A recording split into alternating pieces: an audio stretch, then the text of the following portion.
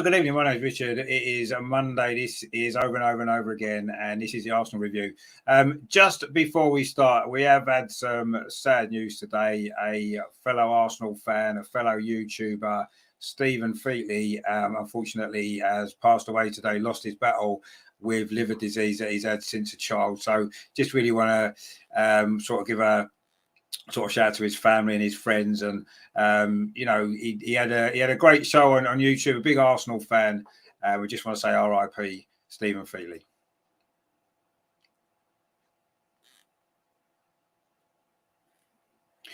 So I say this is the Arsenal review. We're going to be looking back at the game against Leicester on Saturday. Another big away victory for Arsenal. Keeps us nice and clear at the top of the table. A few incidents in that game to talk about. Obviously, we've got two games this week.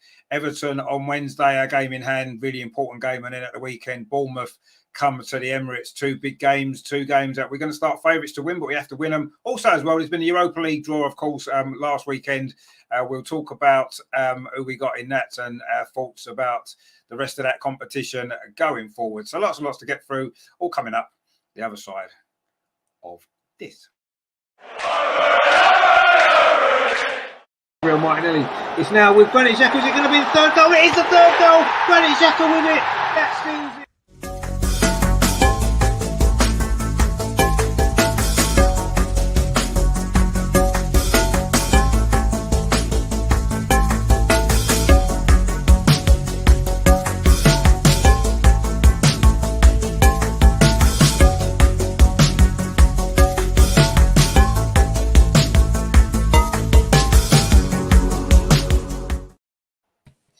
And we've got a fantastic panel of guests here this evening for you. A lot of familiar faces, of course, friends of the channel. Melvin, of course, good to see you back off from your thespian activities. Good to see you yes, back. My liege. Yes, my liege. I'm back, my liege. famous man. Indeed. We've got celebrity amongst us, which is good to see. Good to see you back on the show again. If you saw Melvin's show, you have to put a review down in the comments as well. Let us know what you thought of Melvin's performance in his latest production, which should be good. We'll have to get to one of them eventually. It's just a bit too far for me to go, really. But one day you'll have to do a tour of the country, Melvin, and then you can, do a tour of all the big cities, and we'll come out and see you. Good to see Melvin back. Obviously, Lee as well. Good to see you as well, Lee. You okay this week? Yeah, all good, Rich. Good to be back. Good stuff. Good to see you. And Neil, of course, a regular on the show as always. Good to see you again, my friend. You okay? I'm good, thank you. Are you all right? Not too bad at all. Things could be a lot worse, couldn't they? Let's be honest. In terms of the world of Arsenal, things are going all right, aren't they? So we need to enjoy it while we can. And talking of that, obviously, the best place to start, go back to the weekend and what potentially looked like a difficult away game, but didn't actually go too badly in the end, did it?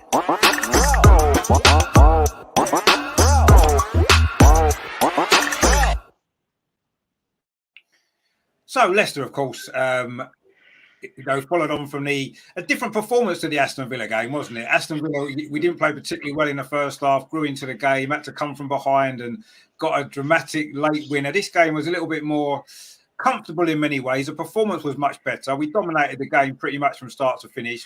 Couldn't quite get the goals that we deserved to get to make it a bit more comfortable in the end. But the 3 points, we've said it on this show, we'll take a 1-0 every single week. And if we score more goals than that, it's a bonus. But any 1-0 will do. And it was a good away performance, typical kind of throwback George Graham kind of days, a 1-0 away win, which is what we like to see. So that was overall really, really satisfying performance. Just, we could say we should have won 3 or 4-0 with the possession that we had. We didn't maybe create enough opportunities, but we can nitpick all we like. But ultimately, it doesn't matter. We won the game 1-0. We went 5 points clear at the time. It's back to 2, but we do have that game in hand, which we'll come on to. I mean, we're going to start with Lee this week because there's been some requests in the chat for Lee to go first. So we're going to let Lee go first. Me. Please. I always wait patiently, normally, to be fair. You do. But thank you, Richard. I appreciate it. It's a privilege to go first. But, as you say, all about the result. So we shouldn't nitpick. but maybe just a little bit. No. Yeah, I mean, for me, I just great win. I think we controlled the game. The football was slick. The passing was excellent. I think again in the final third, I think where we probably could have taken a shot. In my notes that I can't get access to, I wrote Odegaard, right, being guilty for maybe just that final ball. He just cuts inside and overplays it rather than getting a shot away. Just that little bit of that ruthlessness I think we lack. I mean, I was really pleased. I have to say, I mean, Melvin and Richard, you'll know this. I've been saying for about 2 months, we need to have Martinelli up front with Trossard and Saka, right? Because I just thought having 3 tricky players, if you put yourself in the position of a centre half and you got those 3 similar, although not at the same level to the famous Liverpool front 3, Mane, what's his name? Firmino. What's his name? Salah. Firmino and Salah. Yeah, I forgot Bobby Firmino. Yeah, Firmino and Salah. Although not at that level, it must be a nightmare to play against 3 players who can interchange and I think, as I mentioned before, you can move the ball quickly, foot to foot. Rather than I don't want to knock Eddie. Someone like Eddie who's easier to play against, right? So finally, we had that 3 up front, and as I say, although it wasn't like 10 out of 10, I just thought it was always a danger with those 3. And as I say, the interplay. And I think what's his name, Danny Murphy, because I just re-watched the game to see if I had another look at the Ben White handball, and I caught Danny Murphy saying that was a great shout by Arteta, clever tactical switch, playing those 3 up front. He's obviously not been watching us for the last 6 weeks, because to me that was really obvious. But you got 3 decent, high quality players, and you think of how Trossard's performed, especially against that Liverpool game. He's going to turn out to be the new Shaving, isn't he? We're going to keep banging on about Liverpool performance. I've done it now. No, I should have been quiet. That just comes to me. Shaving's 4-goal performance, but I was really pleased, and I think I mentioned to Rich. I think I messaged Rich and said it's still good to have Eddie to come on for 20 minutes because he can put a shift in. He can run. So personally, I'd like to stay with that 3 up front for I don't know how the rest of you feel for the rest of the season. I mean, until obviously Jesus comes back in, because for me, Martinelli and Trossard are more like Jesus, right? So why would you persevere with Eddie? But not picking on Eddie, I just think we're more dangerous. I think the decisions wise, my nephew went Saturday and he messaged me. And he said he'd seen it on Match of the Day, and it was definitely a pen. I said, I don't think so. To me, it looked soft. What was that old-fashioned expression that probably our generation uses, that the keeper could have been stronger there.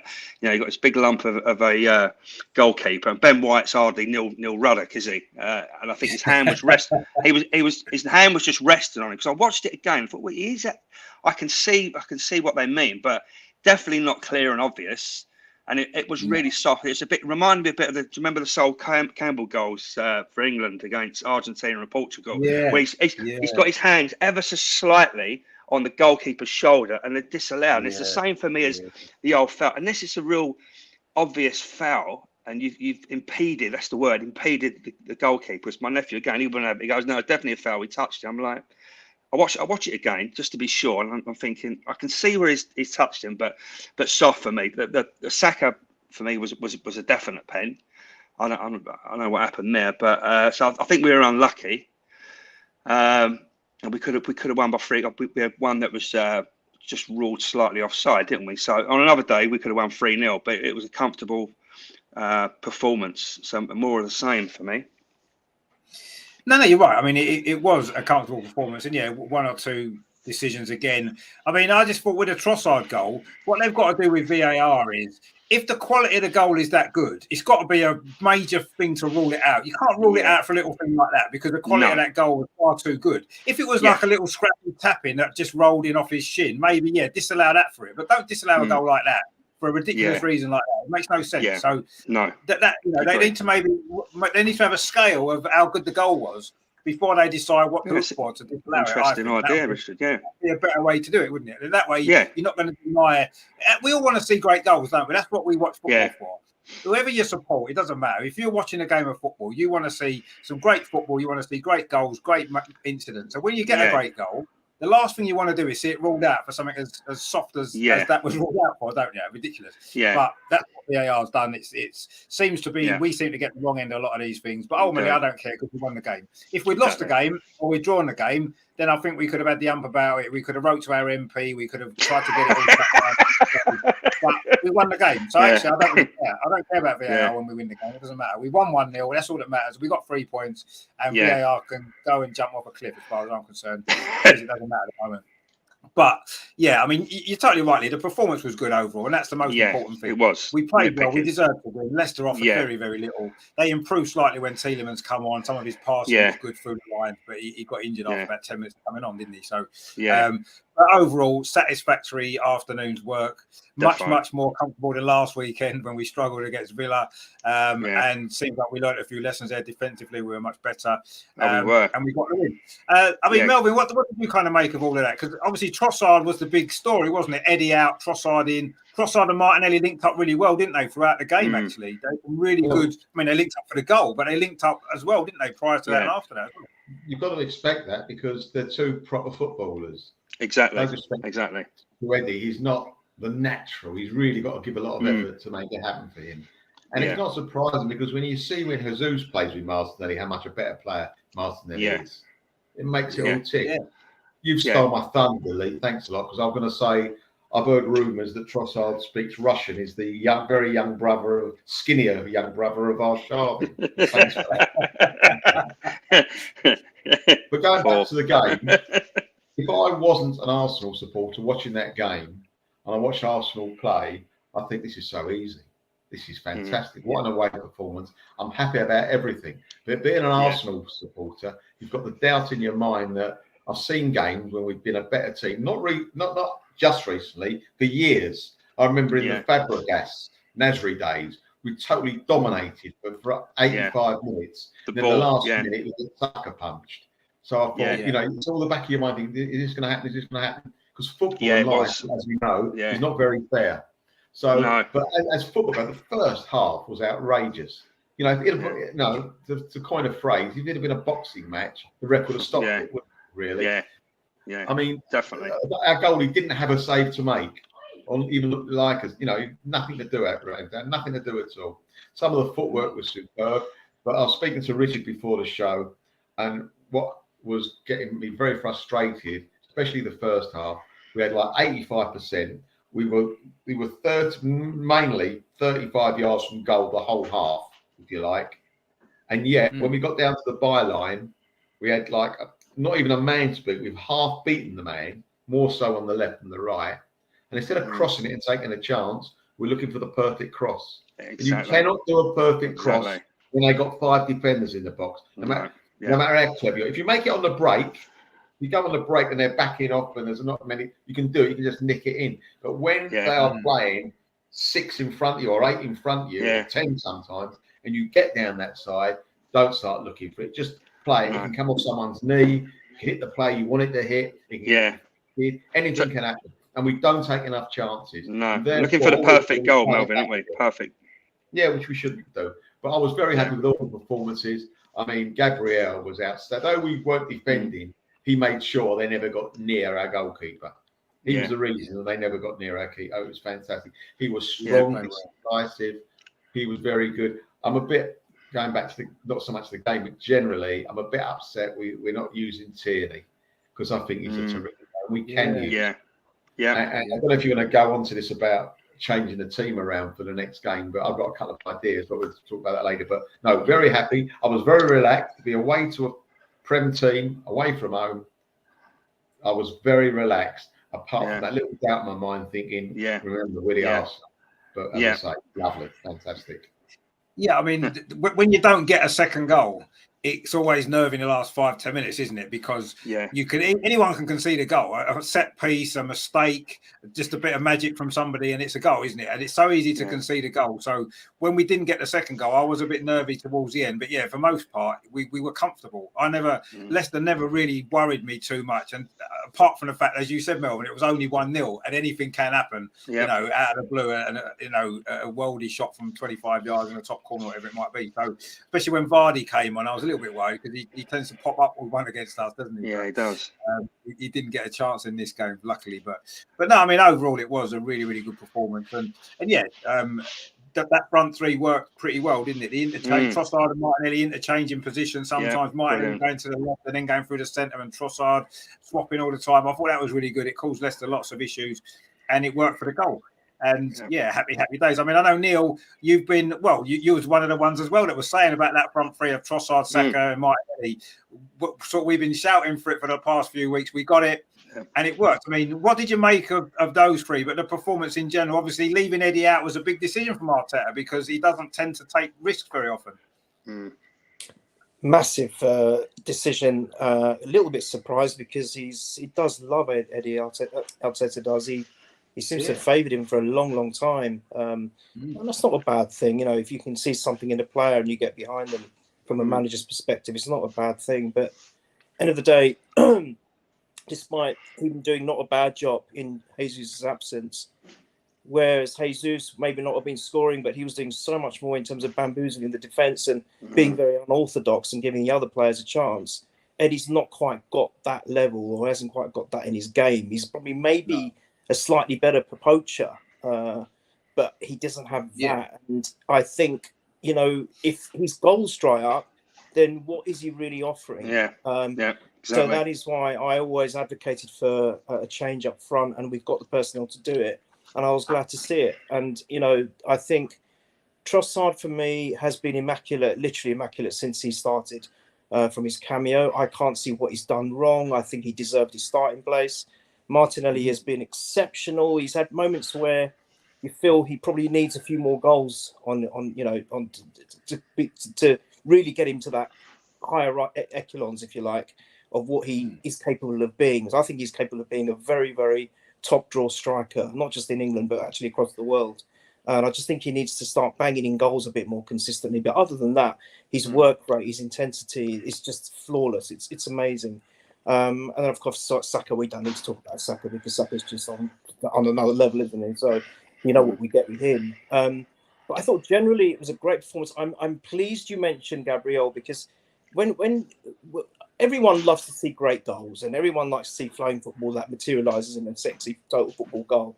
But a lot of times the back to the defence is forgotten about, and you tend to kind of not forget it, but it kind of goes amiss when you look back at things and you just remember the great goals of the day. I mean, if you look at a lot of the YouTube compilations about Arsenal's greatness, what you see is great goals. You don't see so much of the defensive work that takes place. And Gabriel, you know what? I think Gabriel has got better and better. He's becoming the complete, you know, I thought, how are we ever going to replace the famous back four? How are we ever going to replace Adams, Keown, Bold, Campbell? How are we going to do the central defenders? Do you know what? I think we're coming very close with Saliba and Gabriel. And the other thing I want to point out is I think Saliba, when he started with Arsenal this season, I always like to say this season because, to be honest, he didn't really do much. Although he was with us for 3 years, 2.5 years. And that's no fault of his own. That was just how it worked out. And he came along and he was like a Rolls Royce. Melvin used to talk about him as being a Rolls Royce, just an incredible player. And I think that has almost made Gabriel even up his levels. Up his game, Good point. All these quality injections that we've had, like the Trossards, will help Martinelli improve. You know, I think Jorginho was a very, very clever, astute signing. I think he'll make the others around him improve because he's got that winning mentality in Europe, and he's a winner. He hasn't won the Prem, so that'll drive his hunger there. But I just think the signings this time have been very astute and clever for me, and they're all driving each other to excel, to get to the next level where we need to be, not only to win Premiership titles but also challenge for Champions League, and you know, maybe even have an assault on all 4 fronts or 3 fronts. So I just feel they've got to get a mention. I'm sorry, just to digress a little bit. I'm pleased that you mentioned poor Stephen. That was great tribute at the front of the show. Heart goes out to his loved ones, his family, his friends, but also he lost the voice of football as well. And I just wanted to mention that as well. So massive loss, huge. Oh my God, yeah. So, but going back to sorry to digress, I should have said that at the start. I'm pleased you have covered my name with your over and Arsenal, because the name actually says Neil, even though there's something biased, we're still top. I'll tell you what we'll do, Neil. We'll just move you over there so we can see you. Right? Yeah, that's quite significant, because I'm sorry, you guys have mentioned it, Lee, Melvin, Richard, yourself. Unbelievable. For me, that I didn't realise this initially, but the impediment that White allegedly, holding his hand, just saying, all right, mate, you're right, you're okay. Right. Powder puff. Actually, the goal was scored. It was almost like a different passage of play. When the ball was struck, the goalkeeper was not impeded. He was looking. He was ready to That's make Richard's a save. point, isn't it? That's Richard's point. Yeah, exactly. It wouldn't have mattered if he was impeded, Neil. He wasn't going to save it anyway. No. That's it. But that's exactly the point. So what? Even Gary Lineker, Leicester fan, match of the day, Mr. Squeaky in. I've never been Mr. Leicester City. Even he said, I cannot understand how that decision was reversed. He said it. For him to say it, you know, that's coming from a Leicester fan. And sorry, Saka was rugby tackled onto the floor, but nothing. Yeah, it's a pen. If you think about Ramsdale, I can't remember which game it is. Villa. Better. Right. He was literally bulldozed to the floor, but that was fine. No, that was a goal. That's a goal. When they scored straight from the corner, wasn't it? Yeah. Can I just say something? With the VAR, Neil, what you've got to realise is that when we score a goal, what they do up there in their little office, they get the DNA kit out, they get a microscope out, they dust it, and they get tweezers out, and they have a look. When we try and get a penalty, they think that we need a bit of help. They keep the cover over the television screen. That's why we struggle with it. It's unbelievable, I know we shouldn't talk about it again and all this, but the fact that bloke didn't even draw the lines for our one, it just says volumes, doesn't it? It just speaks volumes. So I'm sorry, I know. Our one, when we're supposed to have a penalty in our favour, it's done in 3 seconds. When we score a goal, it should take an hour. Yeah, but they call in what's his name, Melvin? They call in. Remember the show Quincy? They call him in. MD, Quincy MD. Quincy MD. There must be a problem with this goal. Let's take it back. Let's have a look at it. What happened last weekend? That's where you can see some of what they've done, or when they got off the team bus. Did some have their laces undone? What do we call it on there? It's just, and I appreciate that it's happening to other teams as well. I completely get it. I understand it, but it's for their fans to sort that out, not us. We are focusing on Arsenal, and I'm sorry. And again, with all due respect to the other teams, our one could be, and it could be also the same applies on the opposite end of the table, of course. But those decisions could be the difference between winning the league and not winning it. Those decisions could be the difference between being relegated and not relegated. So they've got to stamp it out and they've got to sort this out. It's ridiculous. You're right, Neil. We saw it the other year, didn't we? When was it Sheffield United against Aston Villa, when the goal line technology didn't work and the goal was disallowed and Sheffield United ended up getting relegated. It wasn't just because of that, but that was one of the... No, I know, but it doesn't help, Rich, does it?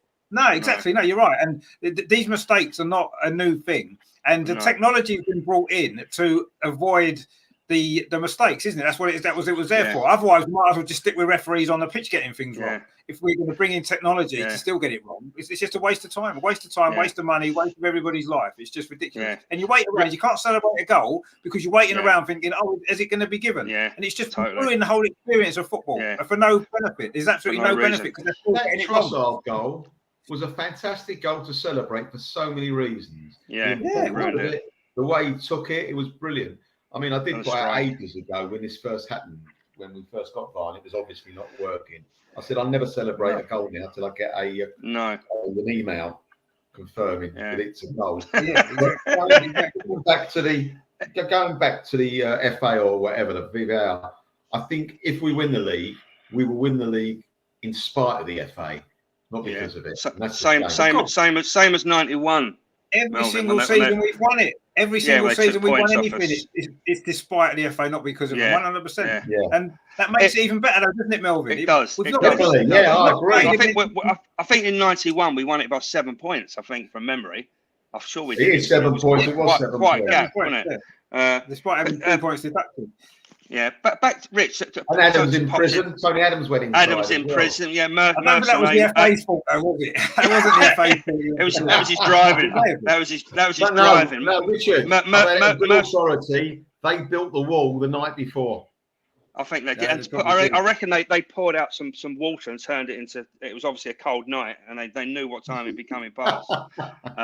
And obviously Merson was AWOL for most of that year. But just going back with something you said, got me thinking about Arteta. And again, being picky. I don't mean to be picky because he's doing brilliant. He is. But it's that for me, we should, and again, this could make a difference. The Brentford game, I think we should have gone a game earlier or 2 games earlier. Is it the Brentford game? We should have gone with that front three. He almost like, as you say, Rich, he doesn't want to. He doesn't want to change it. And I'll take it back to last year, right? Now, anyone with a pair of eyes in their head could tell you, I would have more chance of a night out with Liz Hurley than Lacazette was going to score a goal in that last 6 weeks. He weren't scoring, and I kind of think Arteta just persevered, didn't he? And a game, I think, well, surely Lacazette. We were doing that neat and tidy football, but he just didn't look like he was going to score a goal. And yeah, Arteta persevered and finally put Eddie in, didn't he? Finally, Only because he got injured. Lacazette got injured. That's why. Yeah, I know, and it was like I just couldn't understand it, and it was the same really. I think for that Brentford game, I was going, please go for the. I think I said to you, Rich, I think he's going to change it, and you said to me, no, he'll stick with Eddie, and I went, I think he's going to roll the dice, go with that front three, and he never. And he went with Eddie, and we started we were poor against Brentford, but it's just odd. It takes a hell of a lot of him for him to roll the dice. Well, it does with certain players. With other players, he leaves them out after one mistake. Tomiyasu, for example, one mistake against Man City, he's out of the team. Other players can be ineffective for weeks, and he sticks with them. Yeah. It doesn't make any sense. None of that makes sense to me. It never has done, but it's what he's doing, and it's working because we're top of the league. So we can't really question him. Yeah. One, you're not allowed to question him anyway. But even if we did question him, it's a bit silly when we're top of the league. Yeah. Because, I mean, I did think it, Rich. I did think it. I don't know what the rest of you think, but that game to bring Tomiyasu against City at home, right? To bring him in cold against that class when he's not played. I mean, oh my God! Yeah, surely Ben White's played every single game, bar a couple, and you got Manchester City. You go right, okay, let's stick Tommy in, right, and then he does a dodgy back pass because he's not up to speed. I mean, it's odd. I thought that was odd. You'd put Tommy in against like a Leicester or a Brentford potentially, or a team like that, wouldn't you? Not Man City. I agree. Not Manchester City. Not played. Well, can I just say against that? I'll play devil's advocate here. How many times as a player not played for a few weeks, start a game and give away a goal? Very rarely. So I don't think you can really blame Arteta for that. It's one of those things. It wasn't. He might have done it if he'd been playing for 6 weeks. We don't know. But he did it coming in cold, though, Melvin, didn't he? Did it come? I think coming in cold. I mean, it was. It wasn't his first touch of the ball. It was a terror. It was a. It was shocking. I agree that it weren't his first touch of the ball. That's what I'm saying. Yeah, but it was his first game. That's my point. It was his first game for a while against top opposition, and that I don't know what he was thinking with that back pass. That should have been in Rowe's head. Of all the teams, I know, it was a killer blow that was. But it's like when Gibbs fell over against Man United in the Champions League at home. He slipped. Yeah. Cost it, isn't it? Yeah, big games. You don't need it, do you, against teams like that?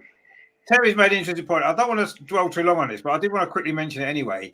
Terry said, can anyone tell me why Zinchenko was made captain and only played at left back for about 30 seconds out of 90 minutes? Left back doesn't do Martinelli any favours or us whatsoever. I mean, Zinchenko is a midfield player.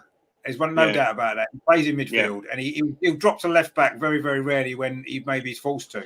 And I don't think it's helped the shape of the team, but it is working because we're getting the result. We've been doing that. Even though Martinelli's got to work harder or Trossard's got to work harder. The captain thing, we know why he was made captain, and to me, it's ridiculous. Ukraine. Football's a sport. It's nothing to do with politics. You know, you pick your captain who's your captain for your team, and that's it. Who's the best captain for the team? Not, you know, why don't we play a captain because it's their birthday next week? Do you know what I mean? Ridiculous.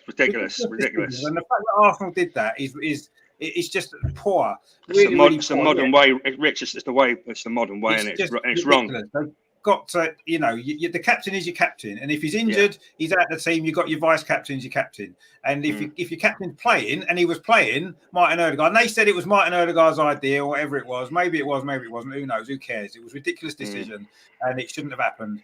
And I just didn't agree with it at all. And ridiculous, no, crazy, absolutely crazy. But anyway, you're right though, Ali. It is the modern way. It is the modern way, isn't it? And it's, you know, Lee's gone after. Maybe they've just cut him off because he didn't agree with Zinchenko being captain. Maybe he's been banned from the internet. We'll have to see. Anyway, we'll move on from the Leicester game now because, you know, we pretty much covered it and it was a good win and one or two little gripes that we've got, of course. So Loki's in the chat as well. He says, "Evening, gentlemen. How you doing, Loki? Good to see you."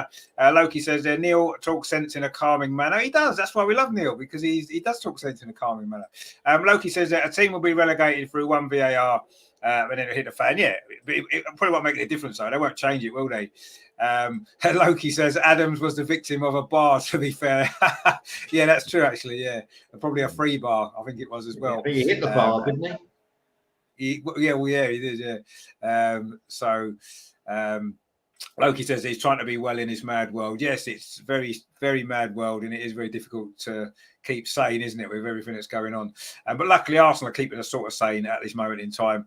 Of course, you know, the Leicester game was a great game, a great victory, as we said. But we've got a big week, a really big week. And on Wednesday, it is our game in hand. And this is an opportunity for us to go 5 points clear. Obviously, playing the same amount of games as City, really, really big game. But it's Sean Dyche. And he has a little bit of a sign over us, doesn't he, in recent years? So we need to see if we can put that right.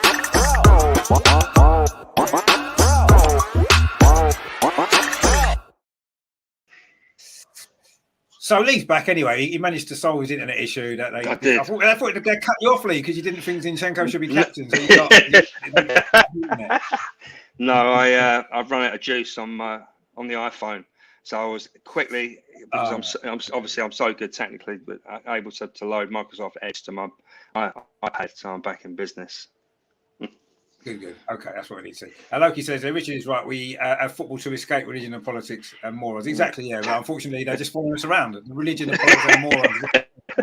We can't get rid of them. We try, but it doesn't work. But no, you're right. I understand.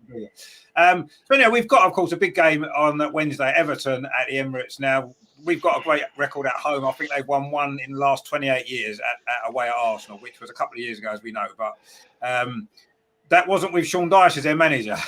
And we saw what Sean Dyche did to us a few weeks ago at Goodison. And we've seen what he's done to us before against Burnley. It was a 0-0 draw last season, for example, at the Emirates. And this is what Everton are going to do. We know how they're going to play. And we've got to deal with that better than we did at Goodison. Yes, we're at home. That makes a big difference. I suppose it does. But Sean Dyche is Sean Dyche. And the way that he's going to play is... We found it difficult against his teams in the past, against Burnley in particular in the last couple of years. So last year. It is something that we've got to find a way to a solution to this issue, and it is an issue. You know, and it's no good looking at leagues. However, and they're in the bottom three. We're at home. It's an easy game. No, it isn't. Yeah, don't worry like that. Won't make it an easy game, and they haven't got good players. I believe they're in a fourth position in the league. They should be higher up because they've got a good group of players, and I'm sure Sean Dyche will get them getting results, given the time to do it. But it's a difficult game. I mean, Melvin, this is not an ideal time to be playing Everton again, is it? So soon after the last time. Obviously, Sean Dyche has been there a couple more weeks now. He's had a bit more time to get his ideas across. He knows how to get results at the Emirates. It's not a great time to be playing them, but it's our game in hand, so it's vital that we win. Well, last year's Burnley game was the most boring game I've ever seen. It was horrible. Yeah. I felt like crying. I didn't want to be there. Yeah. I didn't. I think what he'll probably do tomorrow night, if the FA allows him, he'll probably play with two goalkeepers. I really do. I mean, he will. You know, he's going to have two banks of four. And he'll have two banks of four, and the other couple of players on won't be up top, they'll be next to the referee in the referee's ear, wasting time, because that will be the whole strategic thing, like Burnley did last year. What they did when the goalkeeper was wasting time, one of the players in the referee's ear, and the referee wasn't realising what the goalkeeper was doing. It was pathetic. I mean, anyway, but that's what he'd do, and I don't think we could. I mean, I remember what Arteta said against Spurs. We played them at home this year. He said they played very deep. We know that. They play all the defence. Yeah, we know all that. So what they did, they tried shooting from outside the box, Arsenal. That's a Partey's goal came about. They planned that. Let's hope they got better. They got a similar plan tomorrow night to shoot on Wednesday night, to shoot from various angles, rather than hitting these long, loping high balls in, which the two centre halves can head away with a cigar in their hands. You know, we don't want that. We ain't got big players. That's not the style we should play. You know, we might get 1 out of 20, but after the 15th one, we ain't going to do anything. Our heads will go down because it does. Keep doing the stuff. No waste of time. The crowd to get a bit. You know, you can't blame us. We go, what's going on? It's 84 minutes. Anyway, so I hope we play for. We take chances in shooting, not the perfect goal. Go at them and just because I don't think the game will be a lot different at Goodison Park. Because they did that against, they were basically defending and hitting us on the break, and they were getting more and more confident as the game went on. And so if we think it's going to be an easy game, it's not going to be an easy game. The only time it'll be an easy game if we nick an early goal and they got early goal. That's all. You know, we get the lead. I think that's lovely. But if we don't, everybody watching at their watch, the time and everything, and they will get more and more confident like they did against in the last match. And we'll be thinking, oh, it's Everton again. We've got to hit the ground running, and we've got to hit the ground intelligently, and not just hit long balls in the air and hope. No, I've hit low balls across the box. I have shots, take a chance like that I would do, because you know something might happen. But you know, as eggs, if you hit a long high ball in their box, they're going to eat it up. Wasting his time. Do that. It's all about tactics. And let's hope Arteta's got it right. Because if he doesn't get it right, we could be struggling. I mean, maybe actually the fact that we did play them quite recently and it didn't go particularly well is maybe a good thing, because it's still fresh in the mind, isn't it? And if we go into this game and make the same mistakes we made at Goodison, then that shows, one, we haven't learned anything. We're not learning. But I don't think we can do that. I think the fact that it's come quite close together could actually end up being a good thing, in a sense that, you know, we know exactly what to expect, and hopefully, as you said, Melvin, we'll have a plan to counteract it better this time and produce a performance that can get the result. We've certainly everything's in our favour in that sense. You know, we're at home, we're confident, we're top of the league, we've got a chance to go 5 points clear, and you know it's everything's there for us. But we've got to find a way to break down that mass defence. They're going to have wasting time, as you said. We need to rise above all of that, play our game, and you know, I think maybe with Trossard, if he sticks with Trossard, Martinelli and Saka as a front three, which hopefully he will, I think we've got a good chance then, because we've got 3 smaller, trickier players against their lumbering centre backs. That's what we need. And it might work. Not that Eddie's a big centre forward really, but it didn't work when we played at Goodison like that. So I'm pretty confident going into it. But I mean, Neil, it's going to be tough, isn't it, to play Everton at this moment in time? They're desperate for points. They're not going to play football. They're not going to come and play football and leave themselves open. They're going to sit deep and defend, and maybe rely on a set piece, because they've got some big guys. They scored from a set piece at Goodison. That's what they're going to rely on, aren't they? So it's going to be a difficult game, isn't it? Oh yeah. I mean, I no doubt about that. I think you kind of changed. Well, had another way of looking at it, Rich, and you're right. I think it's actually good that we're playing them quite quickly. Because when as a football manager and as players, when you get beat like that, you just want to go back there and say, I want my revenge. I want to get back out there and do them. So I actually think it's a good thing, rather than waiting until maybe the last game of the season, which could have been the title decider. I didn't want that at all. So let's get it out of the way and let's do a number on them. I think Melvin, you hit the nail on the head. Aerial attacks on them are not going to work. They've got 2 big players. Never works. I've seen. I get really frustrated sometimes at Arsenal. I'm not talking about this season. I'm talking about Arsenal of old, or the last few years, where an aerial attack, cross after cross, it doesn't work because they're defending it too well. They haven't, we've got to change it up. For me, Rich, I think you're right. I think we've got to be quick on the floor, keep the ball on the floor to feet, and then have a few shots as well, because we are very we're still guilty. I mean, I think that's a legacy of Wenger. We just want to walk the ball in the net because we want to score the perfect goal. Nothing wrong with that because we have scored some beautiful goals. I still think Jack Wilshere's one against Norwich is probably the best team goal I've ever seen in my life. Yeah. And you know, things like that I think is great to watch. But we're going for the title. We don't want to be, you know, playing pretty football all the time if it's not going to work. And Everton, and surely Sean Dyche, she's going to make sure it doesn't work that way. So we've got to try something different. I think let's have a few shots on target, as you said. Let's keep it quick and fast. And I think the difference will be, I am wary of players like Onana. I think he's a great player for them. I don't think he's just going to just sit back and do nothing. I mean, they played some good footballing spells actually at Goodison, but I think the home crowd will help. I'm not saying it's going to make the game easier by no means. No, that is not the case. But I think being at home will help. I think there's going to be a revenge factor in our minds, and also we haven't won at the Emirates for a little while now. You know, we were a fortress at one point, and then, you know, we had a loss, we had a draw. So, you know, it's time to get that win again. I think that will hopefully. The last one we won, Neil, we won in the last minute as well, didn't we? Against Man U. Yeah. There you go. January. There was a draw before that against Newcastle. So actually, out of our last last four home games, we've only won one win, and that was a last-minute winner. So we could have won 4 home games without a win. So yeah. So we need to get parity back. We need to start, equaling the balance with our away performances. We need to get that win. I think the change-up will do us well. I think because, you know, the way Martinelli and Trossard are playing, it's going to confuse the defenders a little bit because of the way they interchange. They don't know whether they're coming or going. I think I've got a feeling Partey will start because that's why he came on for a little while in the last game. I've got a feeling he'll start, and that's the conundrum. So do you stick with Xhaka, Partey, or do you keep Jorginho? Because I think on the ball, Jorginho is a fantastic player. He's absolutely brilliant. And he could unlock a stubborn defence that Dyche creates.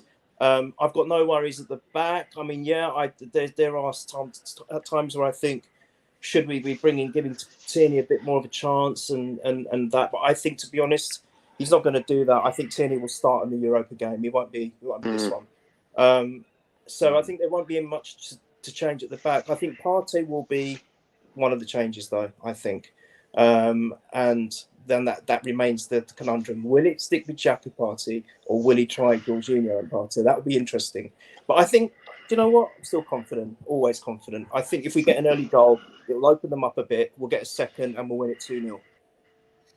If we get an early goal, is key because then it will open the game up a little bit more. There's no point Everton wasting time and getting 500 players behind the ball when they're 1-0 down after 10 minutes. They'll have to do something different, won't they? But if we get that early goal, I mean, that's an interesting point about Thomas Partey, actually, because yes, obviously he's fit again because he came off the bench on Saturday. What I would do, and I know it's not going to happen, and it's probably quite controversial, I'd maybe be tempted for this game to leave Martin Odegaard out because he got bullied against Everton last time. Put Thomas Partey, Xhaka, and Jorginho as a free midfield, and then you could almost drop Trossard into a number 10 position, or even Smith Rowe. I don't know, Smith Rowe may not be fit enough to start, but we could maybe look at doing something a bit different because Odegaard got bullied against Everton before. He'll get bullied again if he plays. So that could be an option for me. He won't do it. Interesting, Rich. That's interesting.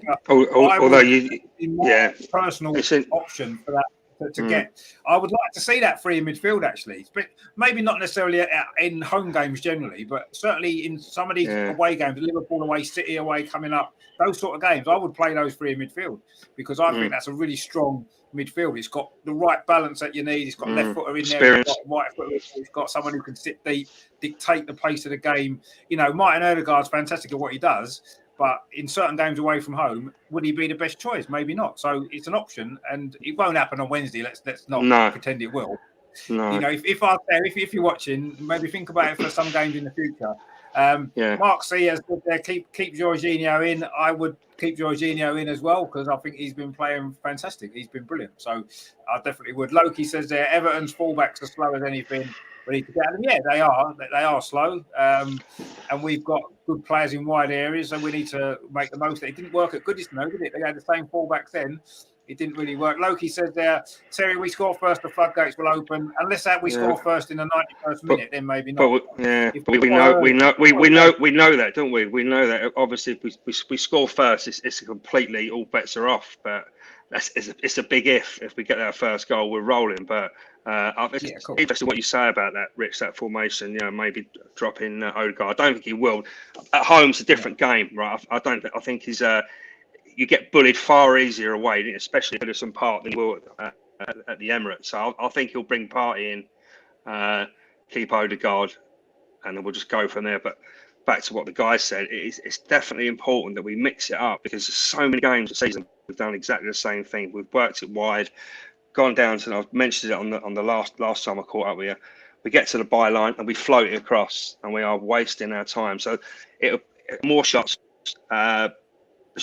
even if they're not on target, half the time they take a deflection, somebody else, and there's a ricochet and it's pinging around. We do none of that. We are guilty of trying to score a perfect goal at times, and teams will just sit back. I think we have to mix it up. I mean, City did it. I know they've got Haaland, but how many times did they knock it long? And Haaland was all elbows and arms, and it was real old school stuff. And this is from a side that plays on the deck, right? They try and play the perfect football, but they didn't mind going long against us. It wouldn't hurt. What I mean by going long, I don't mean Graham Taylor going long. Just a clever ball. When you've got a fast winger like Martinelli or Trossard, just try and catch them on the hop and just knock it out wide, knock it high, and turn them, rather than continually just trying to play out from the back, go to the byline, pull it back. Just for God's sake, just get the ball, ping it. We've done it a couple of times, and we obviously did it better in the last minute. But I think it was against Brighton away, didn't we? I think Odegaard did quite a long ball from his own half. Just, to me, it's the old, the Charles Hughes FA school of got more goals to score by 3 or less passes, right? Now, I'm not saying play route one. I'm just saying at some points in that game, 3 or 4 times, mix it up, knock it long. I say City do it because they've got Haaland and he's all elbows. I quite enjoyed watching that, because it took me back. It was a bit old school, and it's effective, because we were caught a couple of times. Do you remember they knocked it over to Haaland, and I think it was 1-on-1. I think it was Gabriel. I'm thinking of Saliba against him a couple of times. I was thinking they just look really dangerous, and I think we need to do that a bit more, rather than the same old thing, trying to get to the byline and trying to walk it in, which is great when it comes off, but it's not coming off. Percentage terms, it's not coming off enough.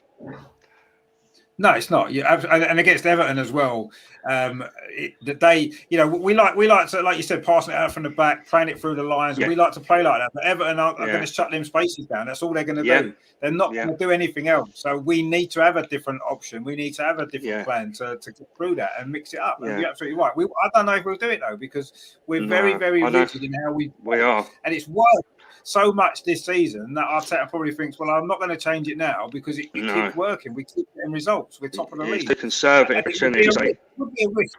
Do you remember though, in '89 when we won the league, in the running we'd had a couple of poor results, and George went 3 centre backs, didn't he, for a few games, changed, and we got back on the winning track. And that to me is a manager that kind of is thinking ahead, thinking about things a bit more, and he's prepared to change things to when he has to. And will Arteta do that? If we go we didn't last season, did he? We lost games, 3 games in a row in a key point in the season, because he didn't change it. And after we'd lost the first one or the second one, well, let's change it for the third, do something different. He didn't. That worries me about this season. And George Graham did it back then, and it works. And we do need another way. Because if plan A is not working, and some games it isn't going to work, it hasn't worked. We've seen it didn't work at Goodison. Rich, that change was screaming. That the change against Brentford, that was screaming those 3 up front. Eddie on the bench. So what did he do? He stuck with Eddie. We laboured. That was Melvin talks about. And he's stuck with him for another 3 games as well.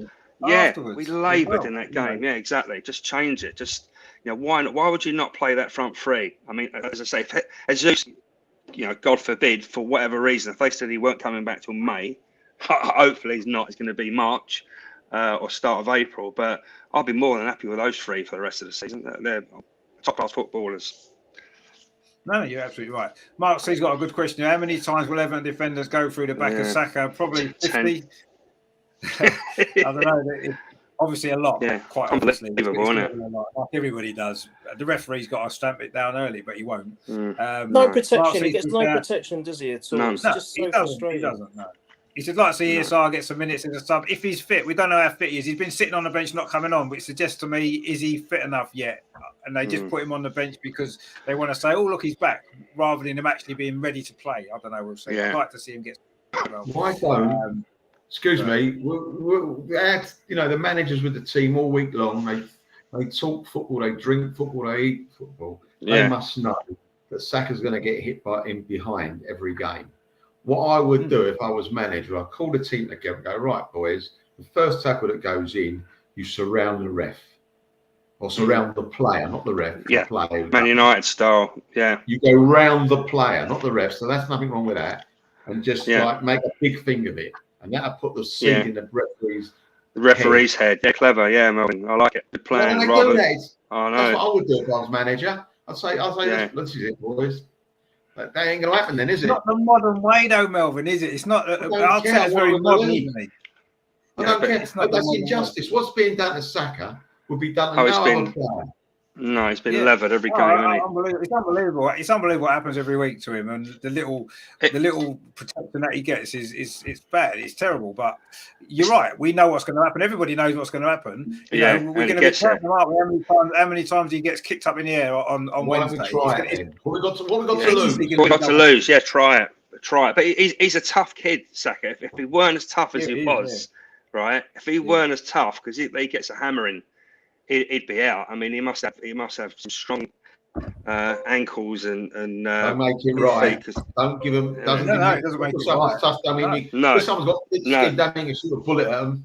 No, don't, Melvin. But I'm saying he would have been kicked out had he been another player not as tough. Is my point. I guess he'd have been out a long time ago, injured. I totally agree with that, Mo, and I think that's probably one of the only ways that you can counter it. The problem with that is, and it's not criticism what you said. The issue is because we are so on the wrong end with officiating, even if our players surround their player, and if their player then retaliates, it'll be our player that gets sent off, and then we'll be in the minus. We'll be down, and that's what would happen. I can see it happening. I can see it happening. We don't have to push him, Neil, or just surround him. Yeah, just get around him. No, but if their player retaliates, and then the referee then he gets done, not us. Yeah, exactly. He should do. But you know what the officiating's like? They'll say, "Well, you're the one who antagonised him, so you get booked as well."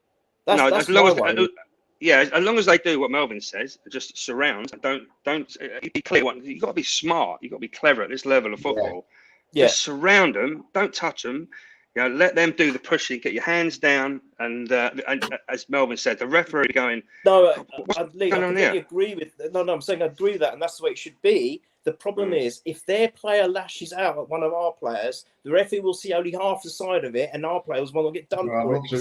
It's a little bit tongue in cheek. It's a bit tongue in cheek what I'm saying, but that's I would. Yeah, I know. I agree, Neil.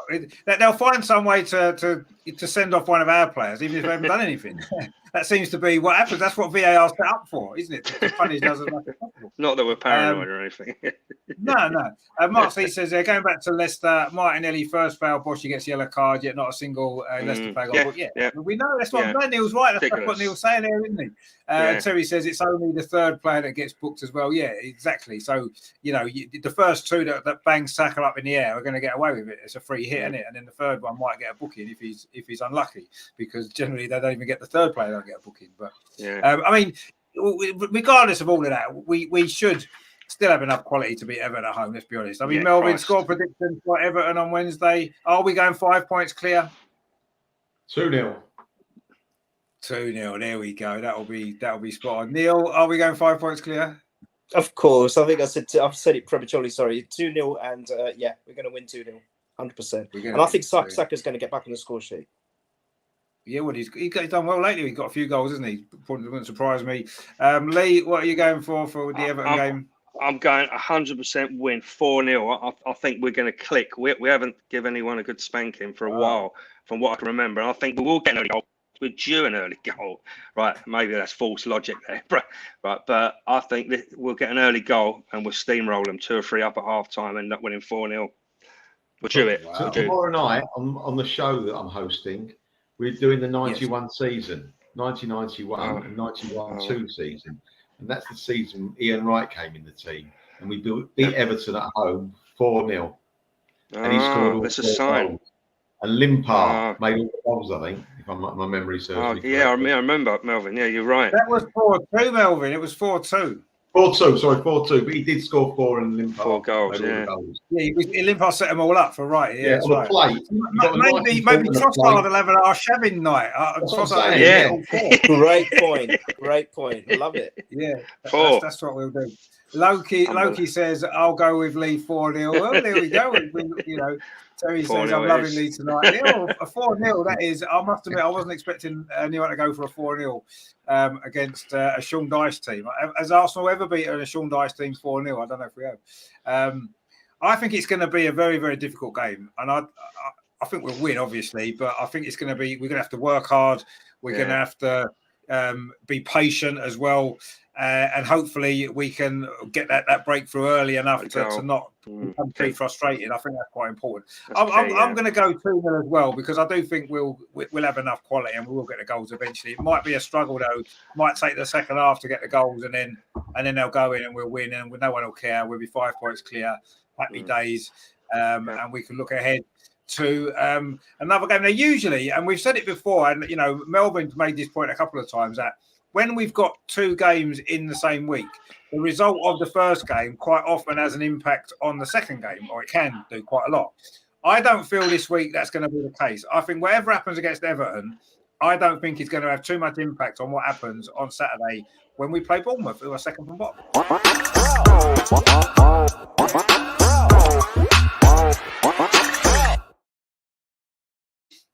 And are we hearing there's a prospect that Jesus might be fit for one of these games, possibly maybe Bournemouth game as a substitute potentially. So with all of those things going on, even if the Everton game doesn't go to plan and one thing or another, and we don't win the game and whatever it might be, I still think that having Bournemouth at home coming up after that is a good thing, because whatever happens, it's an opportunity to bounce straight back with a game we should win. And if we win, it's a great chance to win another game and potentially increase our lead at the top even more. So this game's come at a really good time for me. Bournemouth have never won away at Arsenal. Don't say that.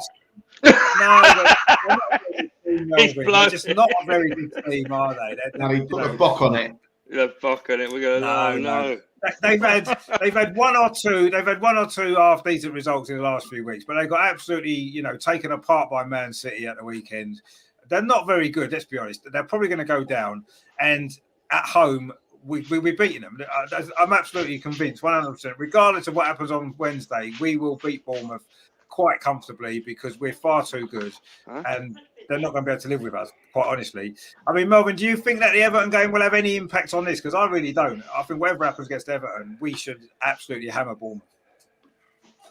I hope it doesn't, because it can only have a bad effect on us. So I hope it doesn't. No, I don't think so. I think you're right. We should beat Bournemouth, whatever happens against Everton. As I said before, I hope we win. It'd be a nice birthday present for me. My birthday on the 4th, so I'm just that'd be a nice little present. Don't mind that at all. But we should be, if you're going to win the league, you've got to beat teams at home like Bournemouth. Not get complacent, but you should be beating teams like Bournemouth. End of. Irrespective of who you played before or who you're playing next week. So you take the game as it's by itself, and every game is by itself, let's face it, and we should be beating Bournemouth. If we don't beat Bournemouth, I don't want to hear any excuses. We should be better, much better than them, and we should be beating them. So there we go. Absolutely 100%. I mean, this to me, that in a title running, and that's what we're in. There's not many games that you can sort of not take for granted, but you can look at the game and think that's 3 points, that one. And Bournemouth at home at this point, for me, is a banker. If I'd never ever put money on Arsenal ever, but if I did, this would be probably one game I would be tempted to, because I can't see any other result. I honestly can't. And it's coming at a good time for us, especially if we go into it 5 points clear, equal number of games. What a big opportunity it is to really pull away. You couldn't handpick a game better, Rich, could you? Really, just to increase that lead. And if you look at our fixtures. I was looking at me the other night, getting really excited. I think we haven't got a tough game. All right, we've got Fulham away. Not too worried about that. A decent team until we play Liverpool. And I'm thinking, right, I think we've got Leeds, haven't we? Everton, Bournemouth, Fulham away, someone else I can't think of, but we've got a good little run of games, right? And just keep winning, right? Because as you say, as you get towards the end of the season, I always think I learned from United how difficult it was, even against the teams that weren't as good, the derbies and your Wimbledons, right? Because you've got 3 games to go. You're thinking, well, we'll beat Wimbledon, we'll beat that season as well when we drew 2-2. Yeah. It was a given, wasn't it? And then so that just shows you that these so-called easy games, your Bournemouth on a Saturday, towards the end of April, start of May, could be really difficult because the stakes are so high. So I'd rather get them out of the way now, and if you like, then go and play Liverpool away later on in the season and sit. And funny enough, I kind of I don't know why, I do fancy going to City away. As tough a game as that is, but that'd be the kind of game that would be our stand-up moment, right? So maybe I'm getting really optimistic tonight. I know with my 4-0 win and beating City. What's going on? What's going on? I know I've been super positive, but I was saying to my brother, I can see us doing something amazing against them because they're decent, of course they are City, but they're not that lethal machine that they were. And I think we've got a coming of age performance in us. I really think that City away. That well, could we'll be see about that. Let's see what position we're in at the time we play them first. I guess we need to win the games in between, don't we? Of course we do. Yeah. Getting carried away, Richard. I'm getting carried away, mate. I'm getting carried away. I'm getting a bit carried away. But, it's understandable in the circumstances, I suppose. Yeah. But no, I mean, but you're right. Bournemouth is a good game to have at this point in the season. We're looking forward to it.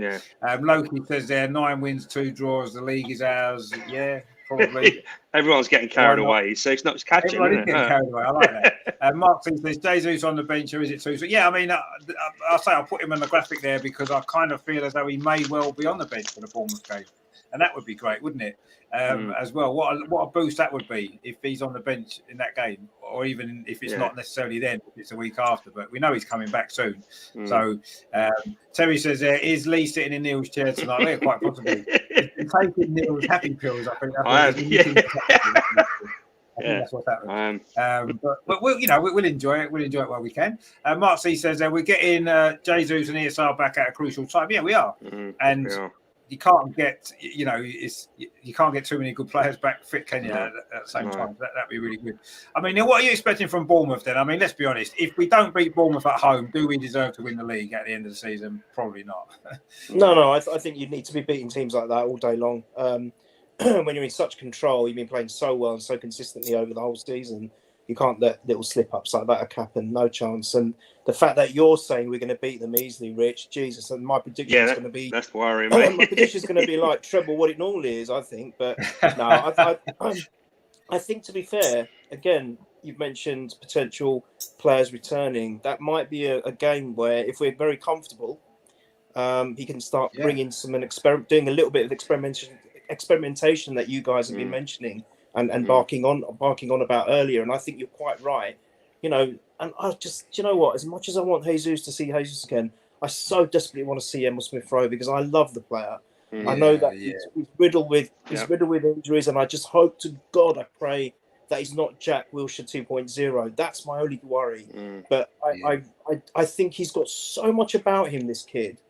And I've always said it. I mean, okay, Saka has gone elevated on level upon level upon level. And when you think he can't get any better, he gets even better, even the guy gets kicked around the place. But you know what? When I was seeing them, when they came on together and they were literally carrying our team, giving our team a little bit of credibility when we were so bad, I actually saw signs that actually Emil Smith-Rowe, if he has a good, consistent run, could even be a better version of Saka. I really saw that in him. And you know what? The problem is, O'Neill, he's not physically able to take the punishment that Saka gets. No, I agree. Targeted, he'll be out injured for 6 months again. That's the problem. I know, and that's the problem, and that's my worry. But can you imagine if he was having 2 players like that in your squad? Oh my goodness me! So I'd love to see him back. I'd love to see a little bit of experimentation. Certainly, if we're really controlling the game, we're comfortable. Even if the officiating gives 15 decisions in our favour, won't be enough because we'll be 20-0 up. I just hope that he can maybe swap and change a little bit, and that will be a good point to do it because then we've got the Europa League games coming up, which then he can really inject those players into, and hopefully, and that's another good point. The fact that we're literally got touchwood.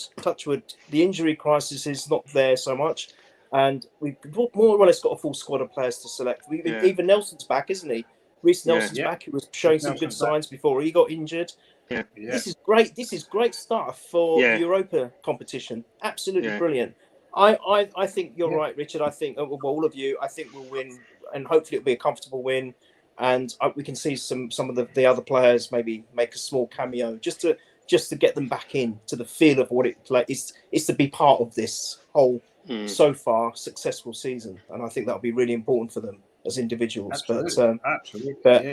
Guys, listen, I'm really sorry, but I'm going to have to shoot off. I'm going to shoot a bit early today. But give your score prediction first, Neil, for Bournemouth. Oh God, you've asked me. Well, I only said 2-0 against Everton, so I've got to make up for that. Go big, Neil. So I think Lee, I think we are due for giving a team a spanking. I think so. It's at home, thankfully. Can I be really bold and be stupid? Well, not stupid, but 6-0. It's camp. 6-0. I was going to say 7-1, but but then I thought I don't want to give him a goal, so I'll go 6-0. 6-0. Wow. Robin's face. Well, come on, 6-0. You got.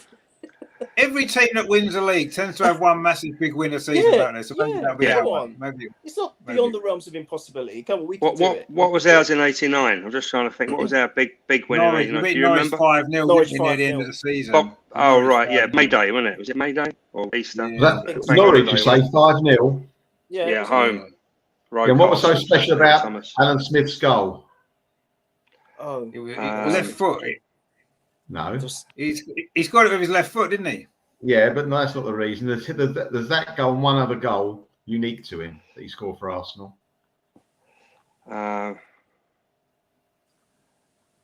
Unique to him. Unique to him. One very famous goal he scored, and that goal was unique to Alan Smith.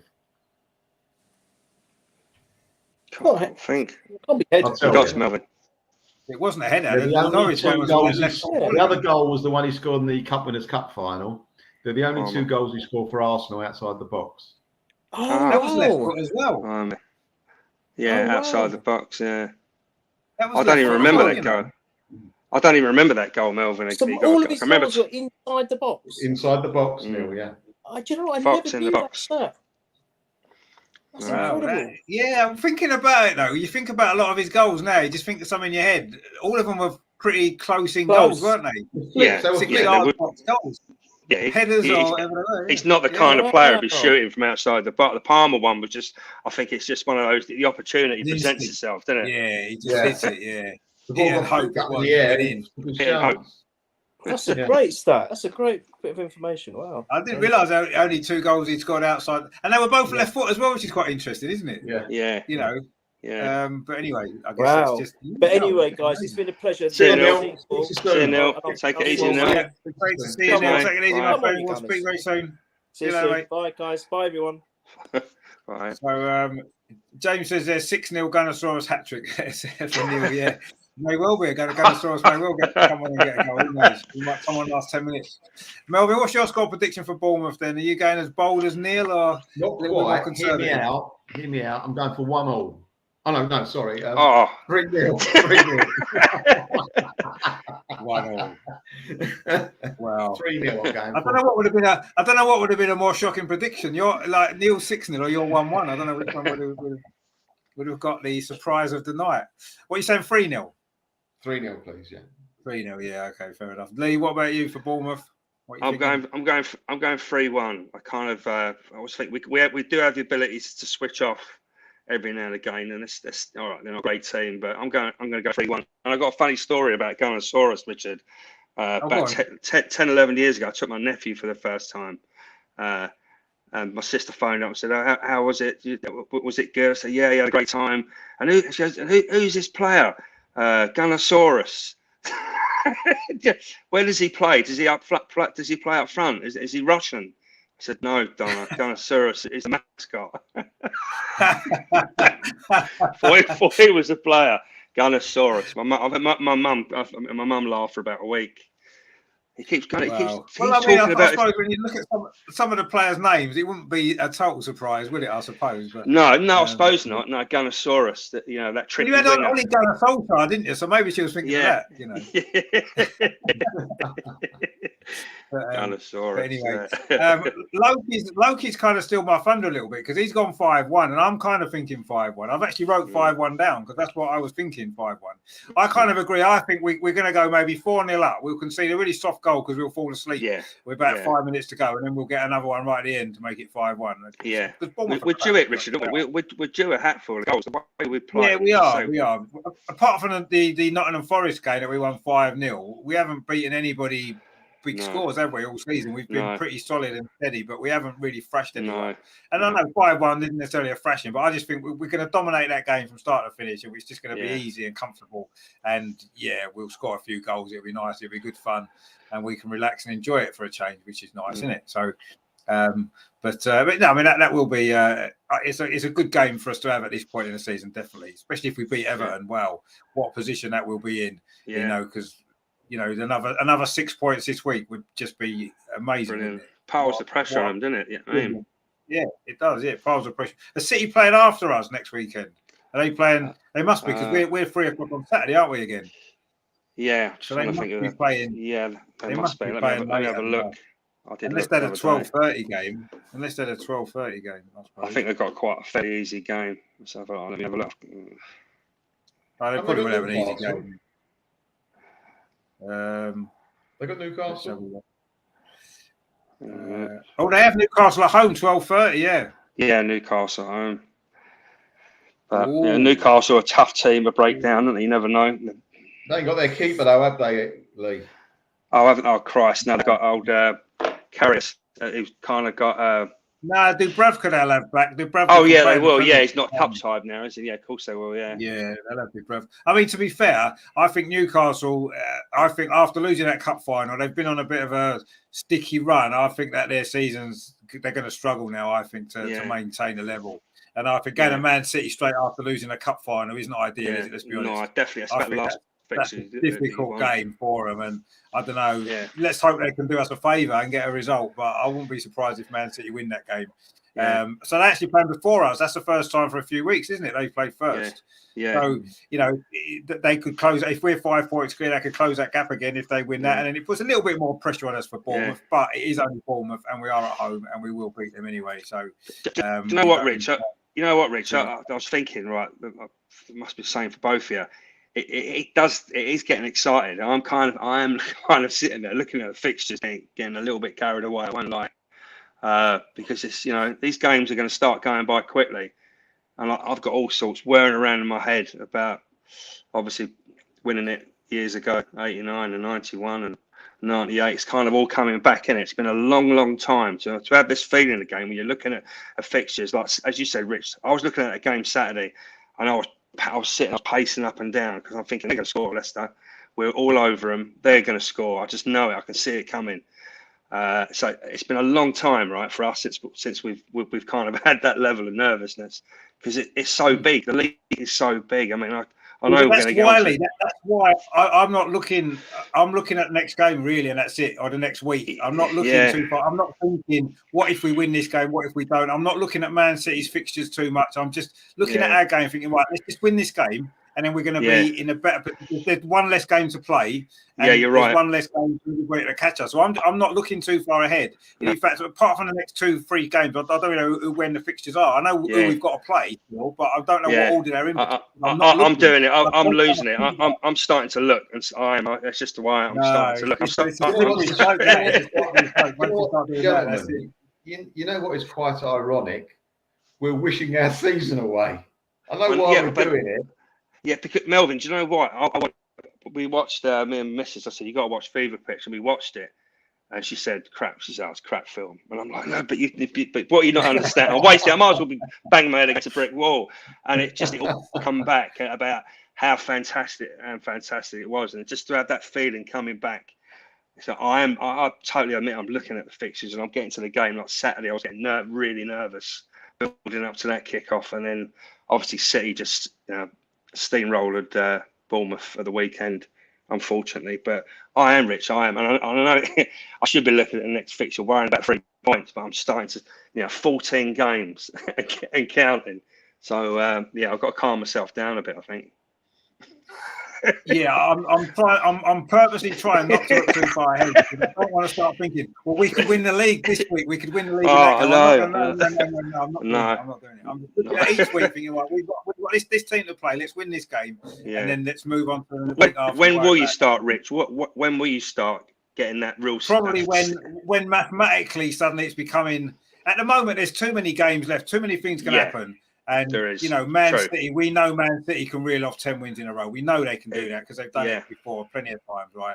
And I'm going to keep looking at one game at a time and seeing if, racking up the points that we can. And then when, if we're still top of the league with maybe, I don't know, 5 games to go, 6 games to go, that's when I'm going to start thinking, hang on a minute, working it out. Then actually, if Man City lose this week, we win. But I did that in '89. I remember thinking, if we beat Derby, Liverpool lost to Wimbledon or whatever it was, we could win the league against Derby. And we lost. And Dean Saunders. So I don't want to do that again because I've been down that road before.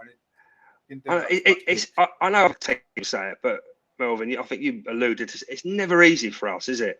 We never make it easy, right? Whatever situation, even the 79 Cup final, having lost them, I was only 11. We lost to Ipswich, right? Rich was probably about 10 or 11, and I was devastated. And then we were 2-0 up. I was like, we were packing, we're going up to my nan's, planning to go into the town hall and up a street on a Saturday.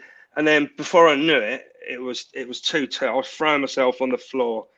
And it was all going wrong, and my mum's going, calm down, it's mayhem. And then I think I was having a real sulk, and then we scored that winner, and it was but it was never easy. It was the same in '89, wasn't it? A bit easier in '91. But that's the thing with Arsenal, isn't it? Look at our history. Look at how we've won trophies in the past. We have had so many of those type moments, haven't we? 71, we won the league in a goal right at the very end, 2 minutes to go, a minute to go, whatever it was at White Hart Lane. Obviously 79 Cup final. The Fairs Cup final. We were 3-0 down in that first leg, and we came back and won it. We've got a history of, haven't we? Obviously Anfield, as we know, and all these type of things that we never ever seem to do things the easy way, and it kind of makes it better, though, doesn't it? For me, it makes it better. It does. Don't. Well, no, it's true. Actually, I was younger then, so it felt all right. But maybe you're right now. Maybe now we want a little bit more. Which is why, Rich and Melvin, I really have to apologise how carried away I am, but I was thinking about how great it would be to just indulge me to go away and have that defining performance at City and to play them off the park.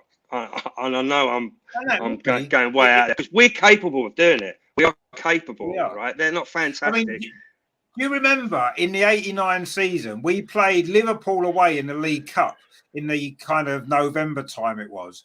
And we were sort of, we were a young team. We were top of the league. And we went to Anfield that night, right? And it was Liverpool. They were top of the league. Well, we went there and we absolutely ripped them to pieces, right? We only drew the game 1-1. I think they got a dodgy equaliser. John Barnes scored near the end, right? We won them. Rocastle got that brilliant goal, Richard, didn't he? Yeah, Rocastle, And I was coming back from that game. I remember sitting on the train coming back from that game thinking, we can do something special now. We've gone to Anfield and we've absolutely ripped them to pieces. We didn't win the game, but it didn't really matter too much. It's like we've gone and we've matched it. We've been better than them away from home.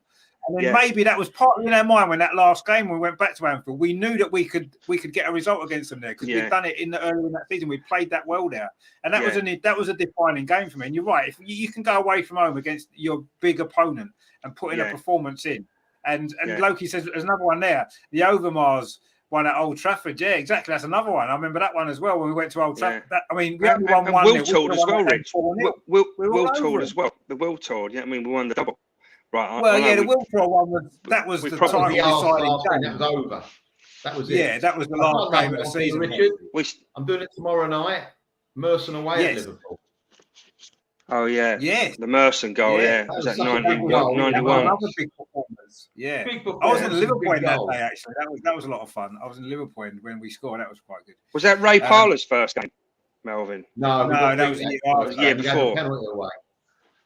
That was the year after. The Liverpool away the year after. Oh yeah, 92. Yeah, when we lost 2-0. Yeah, he gave away a penalty, didn't he? Yeah, and that was right. that was his debut. But no, that Merson one, that was another big performance away, wasn't it? And these are the games, you're rightly, they're the games that define it. Then you can do it. Yeah. Convinced at this moment in time, I'm still a little bit 50-50 whether we can win the league or not. Yeah. I'm 50-50 on it. But Yeah. if you're right, if we go to Anfield and produce a performance this year, if we go to City and produce a performance, I know we'll win the league. Absolutely, there won't be a question. Because we were saying it about 3 months ago. Do you remember we had the guy on there saying, "Oh, well, I think we'll do this," and me and you, Rich, were saying, "But we haven't gone anywhere big and stuck it on them. We haven't done it yet." I know we did it to Tottenham away, but Tottenham are a bit flaky as ever. They've gone back to their flaky self and only won on Saturday. So that season-defining win against a big, it's Liverpool, obviously it didn't work out against Man United after we scored a perfectly good goal, but to go there and turn City over, because as the home team, the pressure's on you. It's not even necessarily turning them You're over. right. If we go there and get a draw, play really well and get a draw, that's enough. That'll be enough to convince me. If we go to Anfield and don't roll over like we have done at Anfield for the past 10 years, if we go there, put in a decent performance and get even a draw, I'll be that's what we need. Yeah, we don't have to win, do we? We don't have to win. You're right. Just play them off the park and make them think, blimey. Yeah. I'm not convinced we will, because we played City twice this season and we haven't done that. So I'm not convinced we can do it again. But it's every game's different. So why not? Why not believe that we can? Well, Mark C made a good point there. The away win over Nottingham Forest 88-89. Yeah, that was a great performance, wasn't it? He said, had me thinking we might win it. Yeah, I must admit that was a good performance, and that's another one where you come away thinking, well, but that was quite early in the season. So I was just thinking. I've got one later than that, Richard. That season I thought was when we beat Everton away. I think it was Everton. 3-0, Everton. That's right. That was another one. I think. Remember that goal Merson scored, and he ran up to the fence, didn't he? And he jumped on the fence when he scored that goal and over the keeper. Yeah. That was brilliant. That was. Richardson scored for us, I think. Yeah, Richardson scored his own team. The only goal he scored that season, that was. Yeah. But see, they're the sort of performances away from home that makes you think, that's what I mean. The standout ones. Yeah. We've got something here. Loki says Anelka at Derby. What's that one? Derby, Anelka. Yeah, he got a couple of. I think he got a breakaway goal, I think, from memory. But wasn't that their last game at baseball ground? No, Anelka didn't score. That was when Bergkamp got that chip, didn't he? Do you remember? I think he scored one. I think Anelka made his debut in that game. He came on as a sub, didn't he? That's right. I went to that game. That was the last game at the baseball ground. I went. Last game at the baseball ground. The old bugle. The last post. That was a good game. That last game of the season, that was brilliant. That. Terrific. Yeah, it was. Yeah, that Bergkamp goal was unbelievable. He chipped the keeper, didn't he? Brilliant. But yeah, I mean, we didn't win the league that year, though, unfortunately. But anyway, I don't remember Anelka at Derby. Someone has to remind me of that one. I do. I'm sure it was like a long ball. I could be wrong. I'm sure he chased onto a long ball. That's Blackburn away, isn't it? No, Anelka scored a goal at Blackburn. Yeah, he had a great. He scored two at Blackburn, didn't he? Yeah, that was in the season.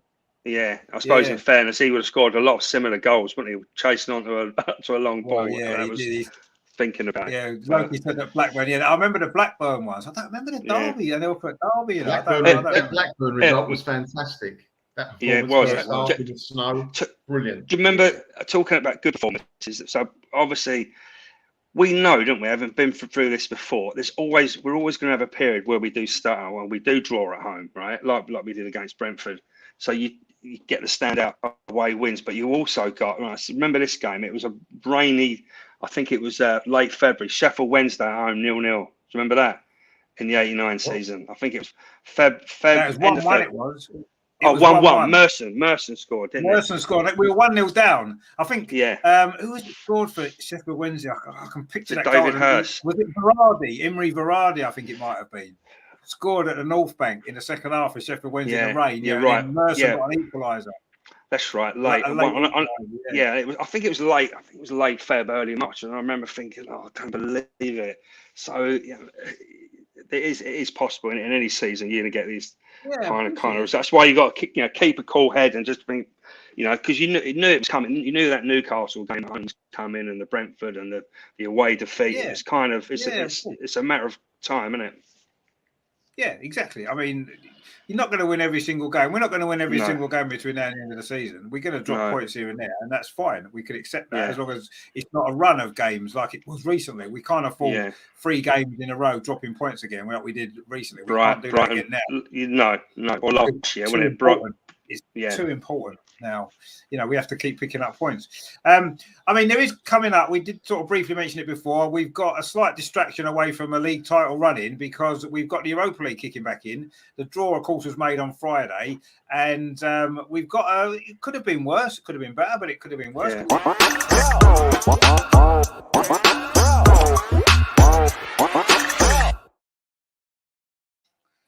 Now, we've met Sporting Lisbon. We've drawn against them twice before in Europe, so we've played 4 games against them. 69-70, of course, was the season where we won the Fairs Cup. We played them earlier in that competition.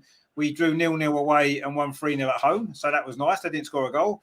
And then we played them in the Champions League in 2018. No, it must have been Europa League, 2018-2019, which would have been Unai Emery's full season.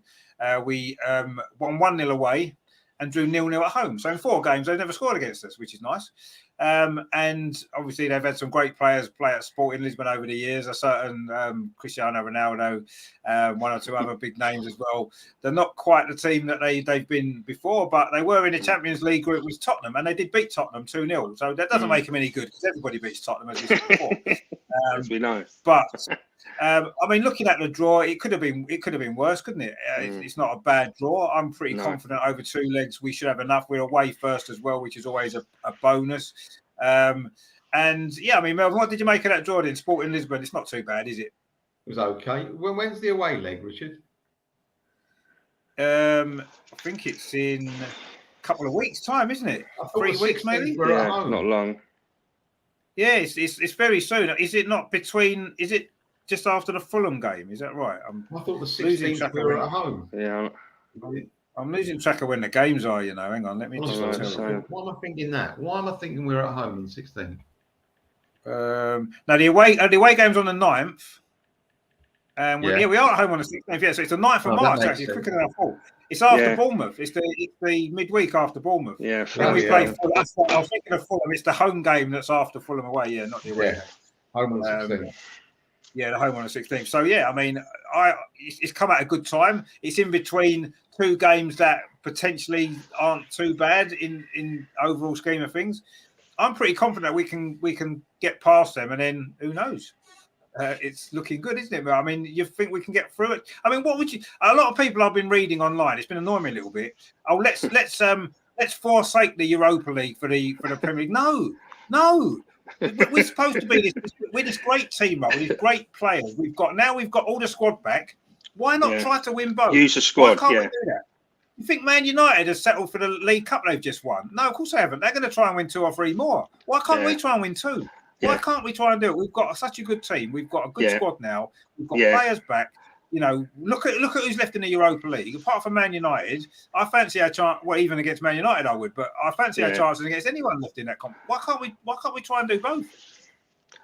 Melvin, what do you think we can do both? Do you think we're able to challenge for both, or would you be happy to forsake the Europa League this season if it meant winning the Premier League? Not that we can guarantee we will. Exactly. I wouldn't want to forsake it, of course not. But I'm just in this one. I'm just taking every round as it comes. I don't even know who's in the competition now. I'm so in the league zone that I want to play against Sporting Lisbon. I want to beat them and then see who we might play. That's all I'm looking at. Yeah. I'm going to go further than that. My mind can't take both because I've got all my energy on the league. I'm not saying give up the spot against Sporting. I want to win. I want to belt them. But I just want to get through. Do the job, come home, and then worry about the league. Because I just can't, I'm just so uptight, if you like, with this situation. Yeah. You know, it's like when I'm eating dinner, if someone says to me, what do you want tomorrow night for start? I go, I can't make that decision now. I'm concentrating on this meal. You know what I mean? A bit like that. Melvin. I want us to win but I've got my mind elsewhere. Yeah. Melvin, give you an idea of teams. We got the big teams, Sevilla, Juventus, obviously United, Shakhtar Donetsk. I don't know how good they are. I don't think they're great. They've got a good winger, isn't it? Who's They Shaka? did have. Yeah. Oh, they did have, yeah. Oh, they did have. Sorry, I forgot. Yeah. Yeah, no, he's 007, no assists, no goals, 7 appearances, isn't he? To be fair, the way it's going, the way, obviously Zinchenko being made captain of Arsenal, they'll probably give Shakhtar Donetsk a pass to the final. You've got to have a Ukrainian team in the final because we feel It's only It's the fair. Eurovision Song Contest. It's like the Eurovision It's Song only- Contest. It's only fair. Just put them in the final. Yeah. That's it. Just put them there now. We're done with it. I mean, Rich, I'm a bit with Melvin and a little bit with you. I want to go for it, but not. I've got no appetite for risk. It's like that City game in the FA Cup, and we were talking about momentum. I don't care. I want to win the league. I'm desperate, right? I mean, I'm absolutely desperate. I'm not saying we want to forsake it because as you say, if we are on the bones in our squad, I'd definitely say forsake it, but we're not. We've got players that can come in and we can rest players, and we can just, our squad should be big enough. I mean, compared to where we was like last year, April, we were kind of on the bones. We got players coming back, so we should be able to go for as long as we can go for it, at not at the expense of the league. If there's any risk to the league, I don't care about Europa League, not one bit. And that's my attitude. I've just seen so many comments of people saying, "Oh, let's bin off the Europa League completely." No, not bin it off. We should be strong enough. We should be strong enough. That's loser mentality, isn't it? To me, that's loser mentality. Yeah, and my counter to that is you look at teams. Back in the day, was it Everton in '84 when they were battling on 3 or 4 fronts and they had like 13 players in the squad? Everton, when they got to the Cup Winners' Cup final, they won the FA Cup. I think they was it that year they got to the FA Cup final.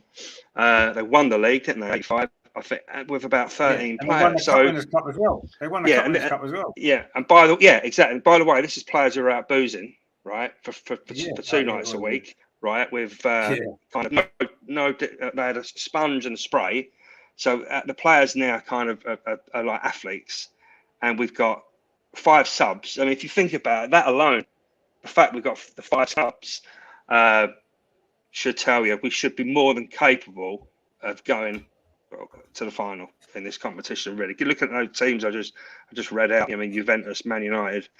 I don't know how good Shakhtar are, but there's no reason why we can't go for both. So I can be happy.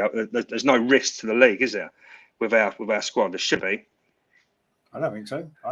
I mean, we can't. If we were, I don't know, if we were 15 points clear, and it wouldn't matter then, would it? But no, we can't guarantee we're going to win the league. So we can't. We've already thrown 2 cup competitions. I think with some of the team selections against Brighton in the Carabao Cup and the FA Cup against Man City, we didn't play our strongest team. So we've kind of forsake two cups. And fair enough, you can say that might be a price worth paying, and I don't agree with it, but fair enough. But now we can't afford to throw another cup now when we're not guaranteed we're going to. Imagine winning nothing. And in a way, I would almost accept not winning the league or not winning the Europa League, but going for both with our strongest team to try to win them both, but just coming up short. And forsaking one to try and win the other and still not winning it anyway. No. I mean, that would be, to me, I don't know. I can't get my head around that. I don't see any reason why we can't win them both, honestly. I don't. The key thing is not with the squad we got. If we never had a squad and we were on the bare bones, we had Cedric, right? I'd say, screw the Europa. We need to go for the league, but we're not. We're in that fortunate position, aren't we? We got Jorginho. Exactly. We're starting to get a lot of players in and around the midfield. Jesus is coming back. Jesus is coming back. Exactly. So there's no reason. You can give a lot of these players like runouts in the Europa League. And we'll still have a team good enough to beat a lot of those teams that you've mentioned there over 2 legs. 100% we will. And exactly. Yeah, I'm happy with the draw. I think we can get past Sporting Lisbon without too many issues, and then you're into what then you're into quarterfinal, aren't you? Quarterfinal of European competition. You can't bin that off. Then I'm sorry, you cannot bin off a quarterfinal of a European competition. Well, I can't. Rich, I've already got my room booked in Budapest, so I'm booking. Well, exactly. 24-hour cancellation. Yeah, so my son's done that, Lee. Yeah, my son's done the same thing. Yeah. Oh, is he? I ain't got a ticket, Melvin, but that's kind of by the by. But you might as well book it, right? Because you try and book it a month before the game, or I think I booked the Euro start at half time against Villarreal. In 2006, I just phoned. I said, book it now, and it was about 60 quid, and it was about 600 about 2 days later. So get in early, Gooners, if you're listening. Yeah, because we're confident that we can win it. All those ones who are on Twitter and stuff saying, "I've been off the Europa League." They don't get tickets to the final if we get there, because they don't deserve them, because they don't want us to even compete in that competition. No, so losers mentality. Give them to us, because we've been saying, let's go for the Europa League as well. So we deserve a ticket to the final if we get there. And so Lee definitely does. And James says, as long as we dodge Roma until at least the final, don't want Jose over 2 legs. I'm happy. No, Jose's a spent force, mate. I'm not worried about Jose. Yeah, exactly. Yesterday's man. Yeah, I'm not worried about him. We can beat them over 2 legs, not bothered at all. Absolutely not. Terry's at the go. He says he's got to go now. See you all soon. See you later, Terry. See hopefully one night during the week. We've got quite a few shows coming up. I'm sure you'll be around soon. So yeah, I'm happy with you. Let's win it. Let's be honest. Win it. It's been a long time. We haven't won a lot of European competitions, have we? No. 2 in our history. Nowhere near enough for nowhere near. Come on. That's and also as well, I think with the Champions League next season, if we've won the Europa League, that's a real big confidence boost to say we can compete in Europe. Good point. Look at Chelsea. They won the Europa League and they won the Champions League the following season. Didn't they, a few years ago? So why can't we do that? Come on. Exactly. Let's not chuck things away. Let's not, we're not a small club. We can compete for 2 competitions. Come on. Of course we can. I mean, when you think, if you're a player, you got what? You got 10 years, 12-year career, right? And you're going for these competitions. You don't have the luxury. You don't have the luxury. You got some of them. We don't as fans, Lee. Do we? We don't as fans either. How many times are we going to be in a position where we could win 2 trophies? No, exactly. Who knows when the next time we might be in that position? You just can't say. So we need to make the most of it, I think. I want us to go for it. If he plays, if we play a real second string team in the Europa League at any of the stages that we're in, I would be really, really disappointed and upset. Because we've got the opportunity to rotate the squad, yes, but still play a strong competitive team. Yeah, we can do that now, and let's hope that we do. But let's see what happens. But I want to go for it. I want to try and win that, because that would be for me. Even if we ended up not winning the league because Man City are too strong, we win the Europa League, we win the Champions League next season. What a brilliant season! What a season that would be. Yeah, what a brilliant season anyway. Yeah. But if we win nothing, it'd be disappointing, wouldn't it? Even if we finish massively. Top 4. So massively. That's how I look at it. I think you're right. I think you're spot on. But we'll see. James says, who else won the Europa League and then the Champions League?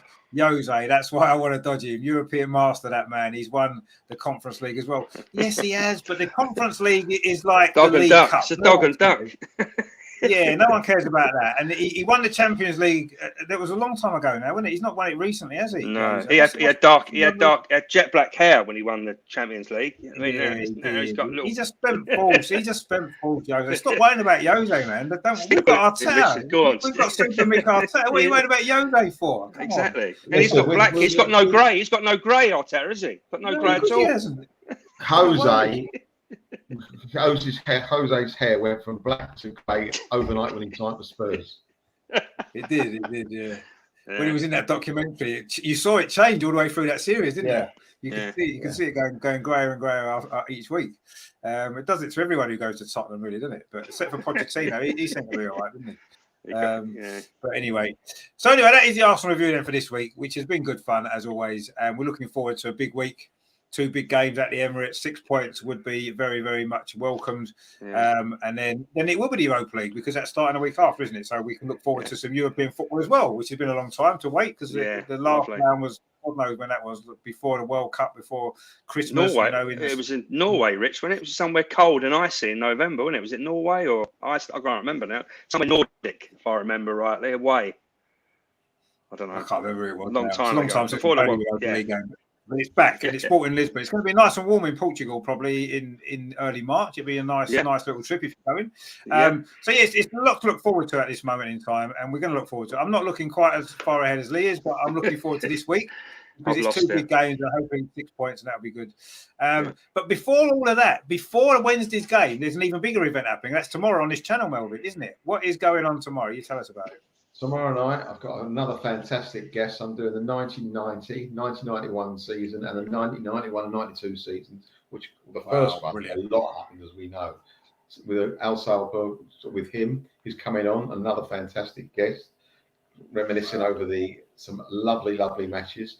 and not just ordinary things happen. Some weird things happened that 1991 season. We touched on it tonight, but some really, really strange things. So looking forward to that. That's number 14, is it, Richard? I think number 14. I think it's 14. Yeah, 14. Yeah, Wow.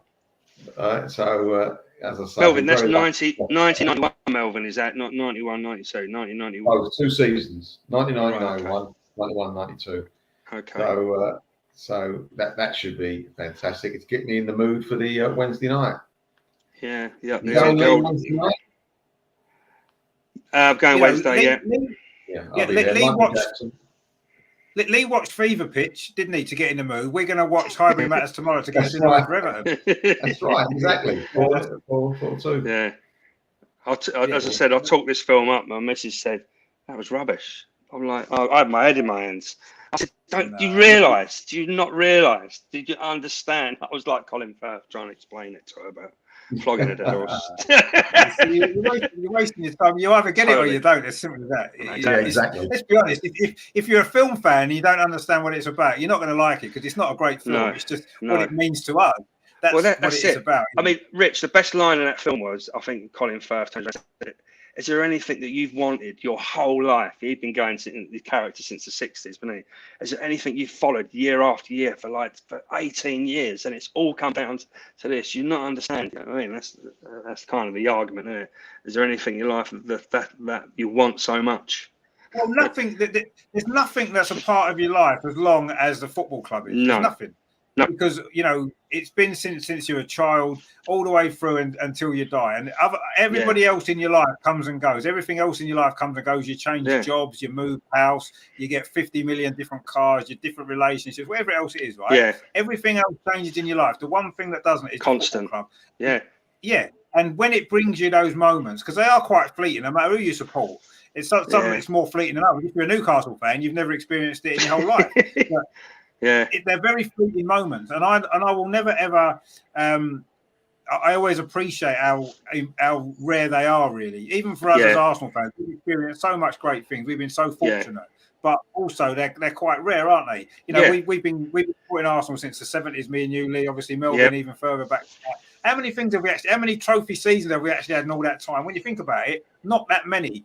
Compared to how many seasons that we've watched. So they are rare events, even for a club like Arsenal that's been successful. So I always think that, if you can enjoy a season where you win a trophy, you've got to enjoy it and make the most of it and appreciate it for what it is, because you don't know when the next one comes. When we won the league in 2004, did we think we'd be sitting here in 2023? Not a chance. No, we're getting this nice new stadium, weren't we? We're going to compete with Real Madrid and Barcelona, and we're going to be in the Champions League every year. If we think, in all fairness, knowing we're going to get a new stadium, everything's absolutely wonderful, that the next team, Leicester, will win the league before us.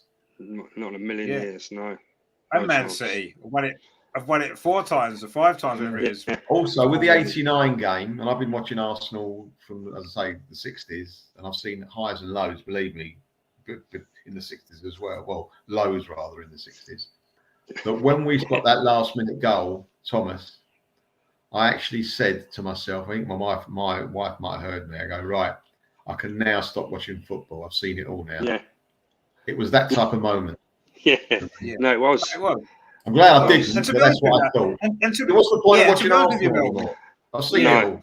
No, it's not going to. No, I don't think anything's been the same since. Watching football for me has never been the same since, because you're never ever going to experience that again. We've won trophies, right? We've won. No chance. Experienced great things, doubles, European Cup Winners' Cup, all these great things, an invincible season, right? And they were all fantastic. They were, but none of them had that moment, that height. You're never going to get that again. If you could bottle that, you'd be a millionaire overnight. If you could bottle that feeling, you'll never get it again, ever. Never.